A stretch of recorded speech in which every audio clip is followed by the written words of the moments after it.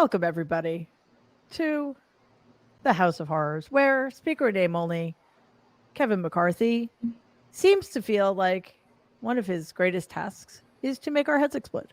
Hi, Dean. How are you?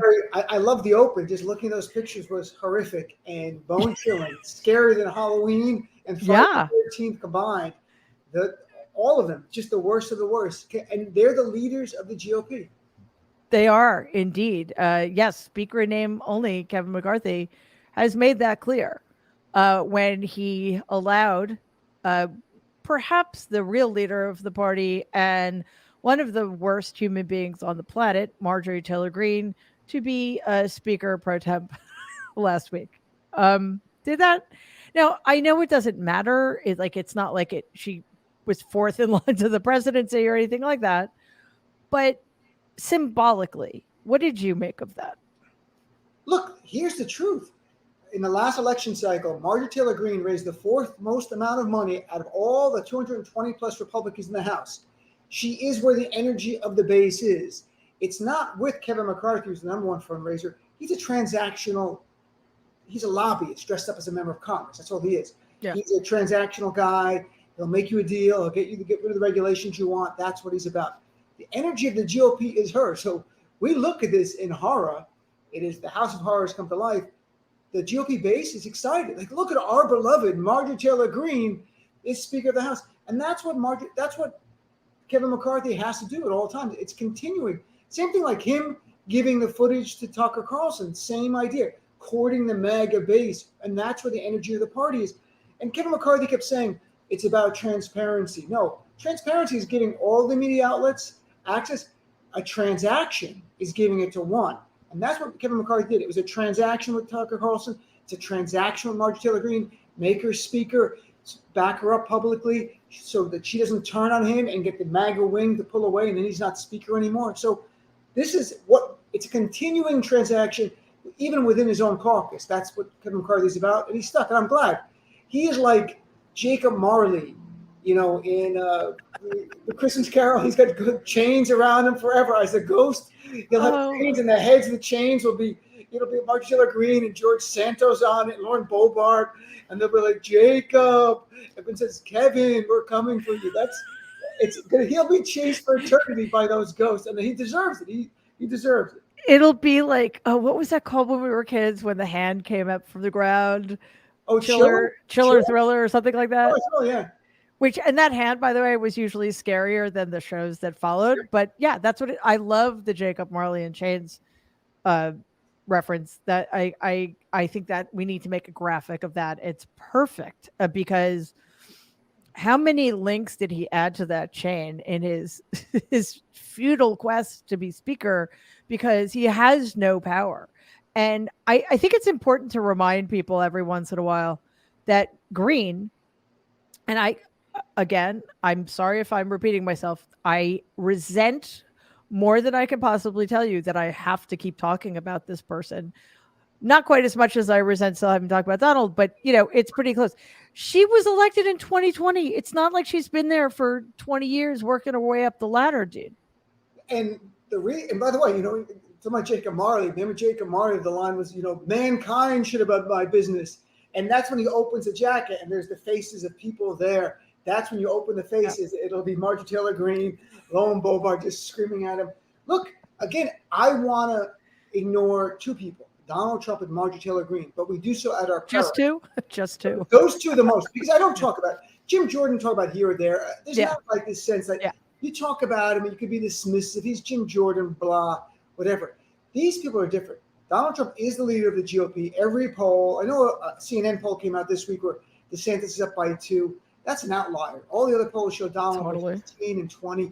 He's the leader of the GOP, and Marjorie Taylor Greene is where that Trump base is. They love her. So the energy of the GOP base is Marjorie Taylor Greene, and it must be called out. And look at Marjorie Taylor Greene this week. There's a Homeland Security hearing, and she says to a Homeland Security person at the border, you found a bomb. And the guy's like, well, I can't talk about confidential information. She goes, I don't care if it's confidential. The American people have to learn. It turned out it wasn't a bomb. It was like a ball wrapped with tape. So she was misinformed on her scoop. This is how bad she is. And she'll still be applauded on Fox News now because she's gotten respectability by supporting Kevin McCarthy and by the base. That's right. Who cares about confidential or privileged information? It turned out it wasn't confidential or classified. She was given a tip by someone that wasn't true. There wasn't a bomb at all. It's been completely verified. It was not a bomb. It was like dust, like dirt in a tape thing. But in any event. But Dean, what it proved is that she's willing to reveal classified information just to score a point. Sure. And that's exactly what McCarthy did because McCarthy didn't hand over a very carefully curated video, edited video. He handed over everything, 44,000 hours. And you're right, it was entirely transactional. And he handed over to a pro-Putin, anti-American, crazy person, fascist in the person of Tucker Carlson, and who knows who that put at risk too. And the problem is that I think it's getting harder to get people to understand that what is actually going on here is that the Republican Party is owned wholesale by people like Tucker Carlson. Sure. Like he's running the show. And when you have somebody as spineless as McCarthy in place, I guess that's a trend Donald started, right? In a way, I think when you look back at the Republican Party, there are certain figures that are transformative, good or bad, but they're Barry Goldwater, like in the modern era, like Barry Goldwater, the idea of embracing extremism, he's open about it. He doesn't win in 64, he gets trounced, but he lays the groundwork. Ronald Reagan, 1980, of course, transformative in his own way. And then you've got Trump and potentially DeSantis in different ways. Trump, the idea of transformative, be as cruel and vile and mean as you want. And you're no longer about Republican dogma. It's whatever you feel like doing, you do, and the base goes along with it. Ron DeSantis is different. He's adding a new layer. If he becomes president, it's use the apparatus of government to punish dissent, to punish your enemies, to effectuate your goals in a way it used to be small government. It's no longer. So You've got Trump, and if DeSantis were to win the nomination, even if he lose the election, I think he will transform the party into his mold, which is, hey, if you don't like wokeness, whatever that might be, because Bethany Mandel doesn't even know what it means. If you like wokeness, use government to defund institutions, go after corporations, do whatever you want. This is a unique change. So, yeah, I think Trump, your uncle, has redefined. Just call him Donald. It's simpler. Donald, I'm sorry. And then my uncle, Ron DeSantis, because I'm his nephew. I didn't tell you. Oh, my God. You're hearing it here for the first time. I'm going to write a book. You guys look so much alike. It's incredible. He's Italian. I'm half Italian. There you go. I don't eat my pudding with my fingers, though. There was a report today that on the plane, he was so hungry, he ate the pudding with his fingers. And they go, are you okay? Like, what is wrong? There's something a little wrong. That is not a finger food, last I checked. It's in front of people. Somebody just picked his nose after that? I mean. Oh, all right. Okay. Moving on. Okay. Because I'm not feeling well right now. He is, I find him grotesque. But let's get back to Congress for a second. Sure. Because I do want to follow up on a couple of things we talked about earlier. Sure. But I mean, this is sort of related. There's this trend that you and I have been talking about. It feels like forever, but I think it's been 3 years. Not just that the cruelty is the point, but the cruelty is a strategy, right? That, and it's supported by people who vote for it, but they're allowed to get their way because people like Jim Jordan are running in districts that are so heavily gerrymandered. He can't lose. He literally, like, maybe he could lose to another Republican in a primary, but he's not losing in the general election. So it kind of, it starts with the elected officials at the local levels and in Congress, and then it spreads, it metastasizes. So we see not only in these sham hearings they're having, right, the weaponization of government subcommittee run by said Jim Jordan, but the way they speak to people. And I know that I guess it's not the most important thing, but the contempt that they have for anybody who did you have the misfortune of watching any of that testimony with Jim Jordan just having temper tantrums all day long? Sure. I mean, that's all Jim Jordan does. You know what's remarkable? To the right, good cross-examination is Jim Jordan, not wearing a jacket, speaking really fast, talking over witnesses, not backing up. What we've seen on the Weaponization Committee and the Oversight Committee is what cross-examination looks like. It's Democrats bringing facts and holding up past statements by witnesses to their face where they're embarrassed. Like, I didn't think that was going to happen, because they're Dan Goldman, Debbie Wasserman Schultz. You've got numerous others, Katie Porter and others, who are doing real cross-examination. Oh, Stacey Plaskett was awesome. Stacey Plaskett, right? They're doing real cross because they're doing homework, research. They challenge the witness, not fast talking and insults, but saying, didn't you say this, or are you aware of that? And the witnesses, like Matt Taibbi, looked like he didn't know there was going to be questions. Like, there's questions? I didn't know that was going to happen. I thought I'm on Fox News where I can say whatever I want and no one pushes back. And that's the best part of it. The weaponization, you know, there's no different than what they did with other hearings in the past. They're not delivering anything. And now I've actually seen two Fox News hosts, one Fox News host and another pundit, say it's been 5 years, guys, with Hunter Biden, and you don't have anything to deliver yet. And so there's almost an impatience, like, this is all performative, and we know it is, but maybe somewhere in the base are like, you got to deliver a little something, not even crumbs. They've given nothing. Yeah, it's been really interesting, Dean, to see that shift, because think about Benghazi. Right. It was so successful. They really did hobble Secretary Clinton very effectively.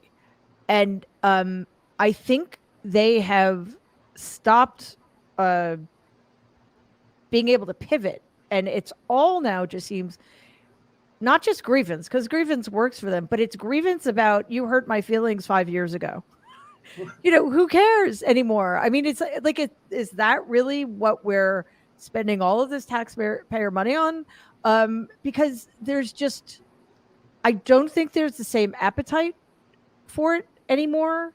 And it also stands in sharp contrast to what isn't getting done. Look, Democrats, 2.5 months into the House, and yes, we had the Senate, but in 2020, President Biden said within the first few months, they did the COVID relief bill. They passed the For the People bill, which didn't get through the Senate, but still it showed our vision about reforming elections, like exactly what you're talking about, addressing gerrymandering and big money in politics. They were working on Build Back Better then. They were working on gun legislation. Like, it was all policy, and some became law and some didn't. The GOP, there's no talk of policy, nothing. They should talk about a debt ceiling, and we're going to be tough on the debt ceiling. And Scott Perry, the insurrectionist, saying we're going to cut $180 trillion from the deficit. We're going to cut everything. We want to reverse all of President Biden's achievements. That's it. It's not for real. There's no policy. And they're lucky a little. On the GOP base, they don't vote for Republicans for policy. They vote for the red meat, the feel good, for the entertainment. But I don't think they're delivering that, because look at the Twitter hearings, for example. What did we learn? That Donald Trump's White House called up and wanted Chrissy Teigen's tweet taken down. You know, we've learned the opposite. We've learned about the Republicans weaponizing government, and it's been really embarrassing that it's been playing out, and they can't stop it. I almost think at some point, Mary, that the GOP will come up with a committee where no Democrats can be on it. And they'll say, well, we're making up for January 6th committee, which 2 Republicans were on it, because they are not doing well with these committees, because Democrats are on, they're doing their homework, they're coming fully prepared, and they're crushing their witnesses. There's a point where I'm not kidding, there's a point where they're going to say, we have to do a subcommittee, no Democrats, because they're mucking up. But they'll say whatever, and their base will be happy with it. They're telling the truth. Right. Damn it. Can't have that. It's kind of remarkable to see this play out the way it is. And look, Benghazi, don't forget, Kevin McCarthy was pressed during Benghazi time. What have you delivered? And that's when Kevin Big Mouth said, we found Hillary's server. So really, in retrospect, it was more the Benghazi hearings delivered. In real time, the takeaway is she sat there for 12 hours, withstood their attacks, and was great. But in reality, finding the server, the email server, was a big part of her undoing in that election, because it came this drip scandal that just stayed with her the whole time, unfortunately, because the media sucks. Yeah, well, listen, I mean, Donald has no scandals, so it's understandable that Hillary Clinton's would be such a big deal since he's so pristine. Just really quickly, one other thing we learned is that Matt Taibbi is a total hack. Not that we didn't know that, but it was really lovely to see it in person. I think we also learned, and this is sort of to your point about how Democrats suddenly seem to have found a spine and are not just fighting back in a reactive way. They're being proactive, and that's great to see. But we also saw a witness do that, and that made me happy. Like he went right after, was it Comer or was it Jordan? I don't. I think maybe it was Jordan. And I don't. I apologize. I don't remember the witness's name. But he basically was like, "Don't talk to me like that." And I've often wondered, why do witnesses just sit there and take it? I would be like, metaphorically speaking, running across the room and like smacking them because they're so rude. And again, there's just the contemptuousness dripping off of every word. So maybe Democrats are setting up a new paradigm for how to counter these people and not let them run roughshod over the body. And I think a big message from what happened to Matt Taibbi, his buddy, the other journalist, but it's more Matt Taibbi, also Jonathan Turley, who went there, Fox News pundit, is that if you come here, you better be prepared to answer for everything you've said anywhere, and you're going to be on trial. And I think the bigger message Democrats are sending is that witnesses, if you don't want to go through this, don't show up, because these aren't subpoenas; these are Republican witnesses they want, that they're inviting. Sure, they could subpoena people, but that's not what's happening right now. They're getting their Taibis by inviting them. Matt Taibbi really thought he was going to be heralded as a truth teller, which is so sad. He used to be a progressive voice. And isn't it incredible? And Glenn Greenwald, same way. And I used to have interactions with Glenn on occasion. And Matt, we had a lot of mutual friends. And I don't know if they say they're the same person, but I think they were enticed by applause by the right, and money plays a role. I'm not saying they're directly paid, but I see that they see some benefit in their bigger picture of their career. It's hard to say, but Matt Taibbi wants to be, and we were fighting on Twitter a little when he was doing the Twitter files, and he was upset with me because I said in a tweet that, I said, why are you working for Elon Musk? He got so upset. He goes, I don't work for anyone. He's a source. And it's so funny. Then he was questioning at the hearings. He's like, I'm not going to say my source. Well, you said it on Twitter to me. You said it was your source. And I'm like, but then you're not calling out. There's a time, remember when Elon Musk was suspending journalists from Twitter? I'm like, but why aren't you calling out? I said, at least be consistent. Okay, you're not calling out things. Call out as well. Be consistent here. And he goes, I've said it was bad. I'm like, where's your tweets on that? So I don't know what's happened to these people. I think it's like access journalism in a different way. It's access to the big money people, and they're not going to ask the tough questions to Elon Musk. They're not going to ask them. But Dean, that's it. There's so much more money in right-wing media. I can't imagine how much Musk is paying Taibbi. Because otherwise, why do it? He told me he's not getting paid. He even DM'd me to tell me he's not getting paid because he was upset with me. I don't believe it. I just don't believe it. No, but but I said, look, your Substack subscriptions went way up, right? I'm sure. Just like he was asked at the hearing, and he was hemmed and hawed the whole way there at the hearing. And with me, he didn't respond to it. But of course, and I'm sure his paid subscribers on Substack went up. That's the benefit of doing that stuff, and that's why he did it. Now, by the way, I'm joining Politicon Conservative. It's the mirror of this, where I'm getting big money. I'll be on the House of Horrors. No, I'm kidding. Don't tell people how much we pay you to come on, please. It's an honor to be on with Mary. I'm getting paid by doing. I mean, I should pay you for this. Just as is an honor for me to be on your show, which I love doing. I want to. I'm actually. We had a conversation before the show started, and I actually gave me an idea. Maybe we should have a new segment called Christian Nationalism Corner. Right. Because I'm telling you, Dean, there is we have a Supreme Court that the majority of which are Christian nationalists, and we have a lot of people in power who are enacting legislation based upon their own brand of Christian nationalism. Let's just go through some of the lowlights, shall we, of these recent trends in basically the push to turn America into a Christian country. And by the way, by Christian, I mean like white evangelical, Right. which, in case anybody's confused, this is not a Christian country. It never has been. And No, hopefully it never will be. the people on the right want to make America the Christian version of Saudi Arabia. And I mean that literally. They want to turn the religious text, their Yep. interpretation of their text, into law, not the mainstream interpretation, their extreme right. So when we say Christian nationalism, this should not be seen at all as an attack on Christianity. I think Christianity is a beautiful religion. My mom's Christian.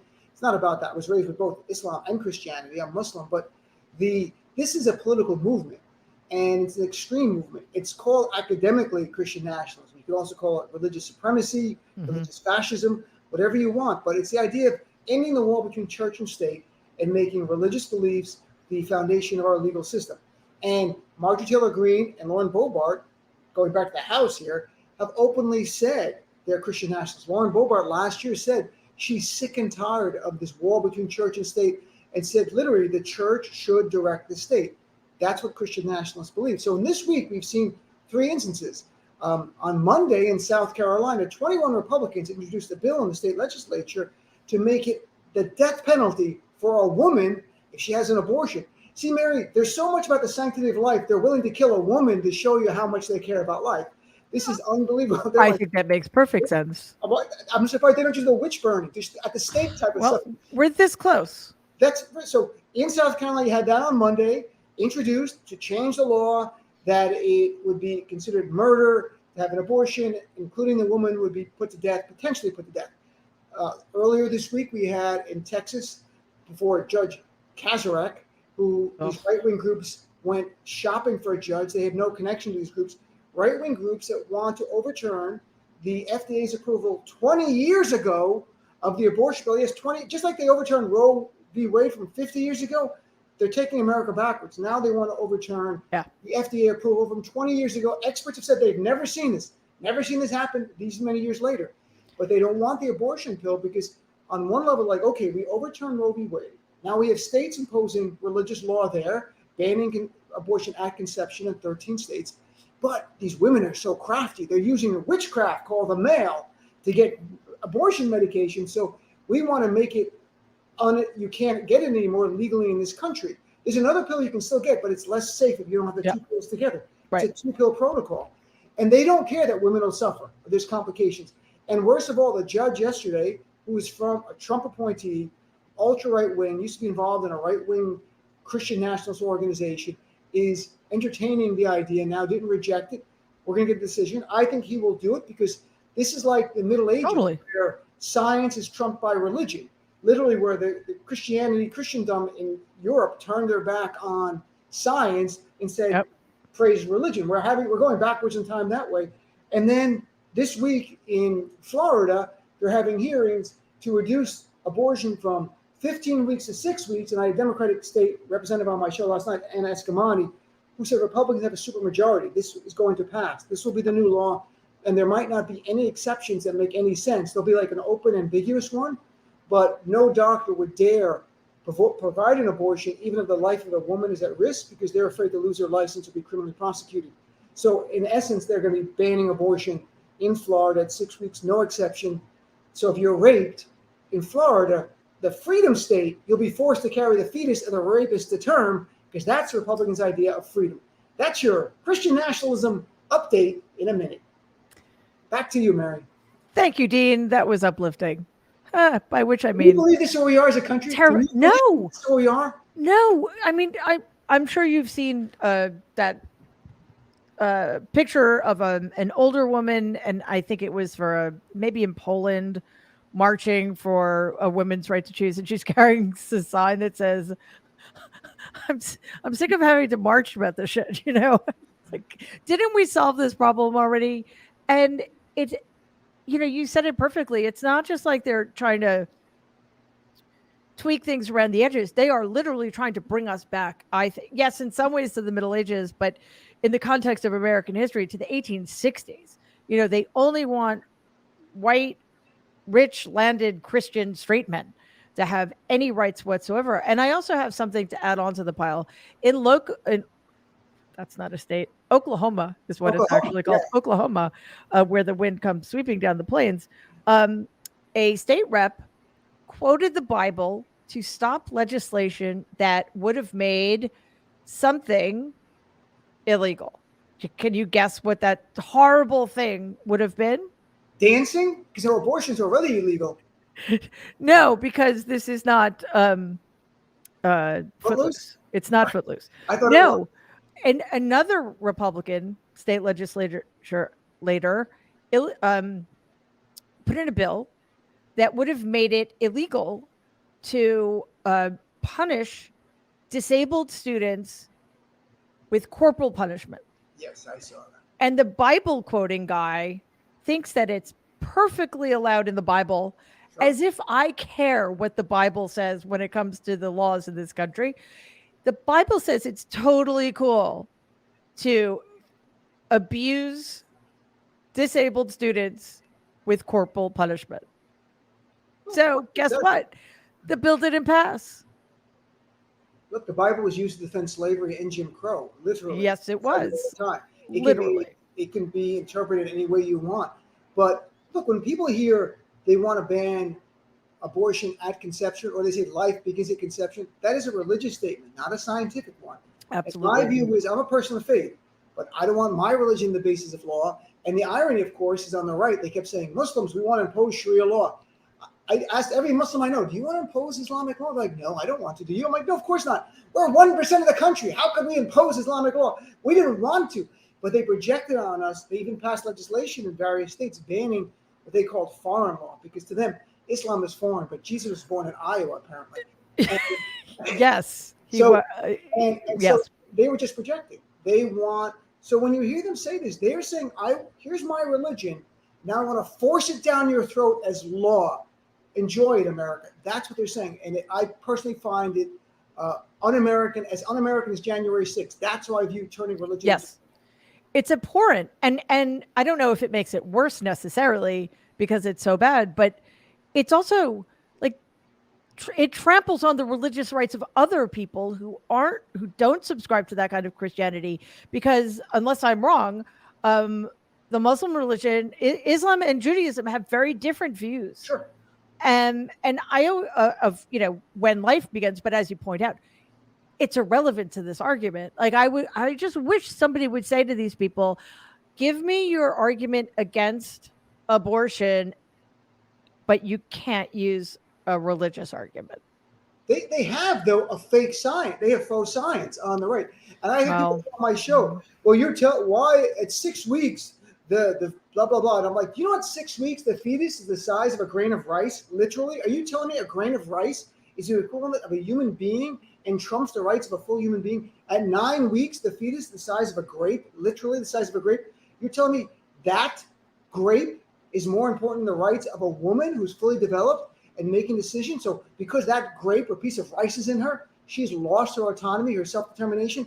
That is religious fascism. That's what that is. And that's what we're dealing with. Yeah. And it's getting scarier because there's no pushback.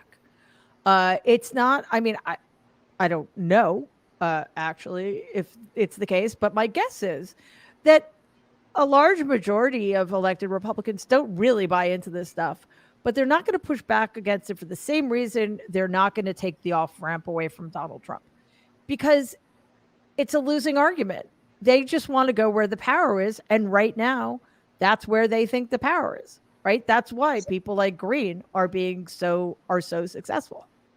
And the worst part is the Republican Party's history, on an example, a case like abortion, has become more extreme over time. Even though they lost in 2020 a lot because the abortion issue doesn't matter. Mary, we remember there was a time mainstream GOP view was 3 exceptions for abortion: rape, incest, the life of the mother. Rape and incest are gone. Doesn't matter. Now it's not even life of the mother. It's emergency, which is ambiguous and undefined. Yeah. I will say this.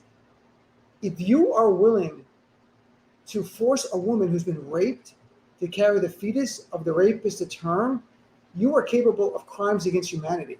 You are capable of the worst things in history, because that is literally barbarism to force a woman who's raped to carry a fetus to term. And that's what Republicans are doing. They're passing legislation and they're invoking Jesus' name who was about caring and compassion and empathy, not forcing raped women to carry a fetus to term. And that's what they're doing. And raped children as well. Exactly. That's where we are, House of Horrors. and it's so fun hanging out here. No, actually, I do enjoy hanging out, even in the House of Horrors, with you, Dean. It's seriously, it's such a pleasure to get to talk to you one on one at some Sure. length.